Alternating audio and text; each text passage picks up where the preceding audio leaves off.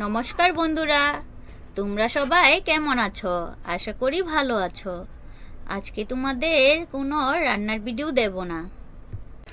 আজকে আমার মেয়ের আর্ট কম্পিটিশন ছিল, তাই আমরা মুন্সিগঞ্জ শিশু একাডেমিতে যাচ্ছি।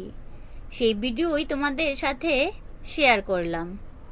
দেখো বন্ধুরা, আমরা রাস্তার পথ দিয়ে যাচ্ছিলাম। তখন এটা হলো শিশু একাডেমিতে। দেখো বন্ধুরা, যখন আর্ট কম্পিটিশন ছিল তখন ভেতরে প্রবেশ করতে দেননি, তাই আমি শেষের দিকে যতটুকু পেরেছি ততটুকুই ভিডিও করেছি। দেখো বন্ধুরা, আঁকা সব বাচ্চাদের শেষ। দেখো বন্ধুরা, কত সুন্দর করে এঁকেছে, দেখতে কত ভালো লাগছে। আজকেই দুটো কম্পিটিশন ছিল, শিশু একাডেমিতে আর গ্রন্থাগারে। সেখান থেকে আবার চলে গিয়েছিলাম গ্রন্থাগারে। দেখো বন্ধুরা, দেখতে জায়গাটা কত সুন্দর লাগছে। আমি ভাবলাম একটু ভিডিও করে নিই। দেখো বন্ধুরা, দেখতে কত সুন্দর লাগছে।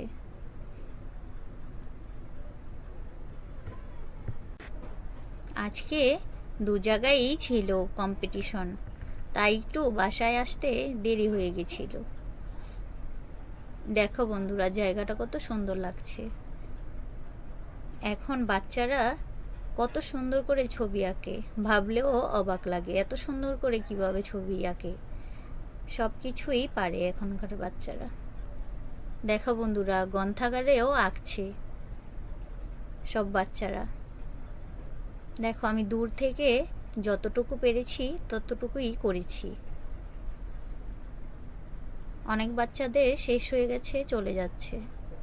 দেখো বন্ধুরা, দেখো গ্রন্থাগারের বইগুলো কত সুন্দর করে সাজানো, দেখতে কত ভালো লাগছে।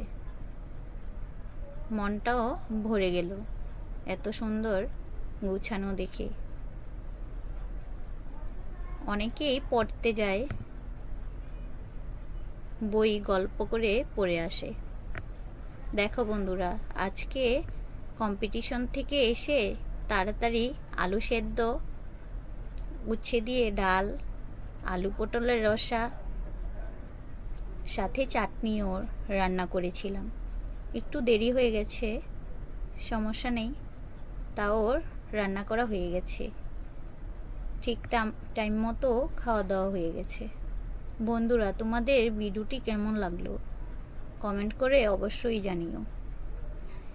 চাটনিটা খেজুর আর টমেটো দিয়ে রান্না করেছিলাম, খুব ভালো হয়েছিল।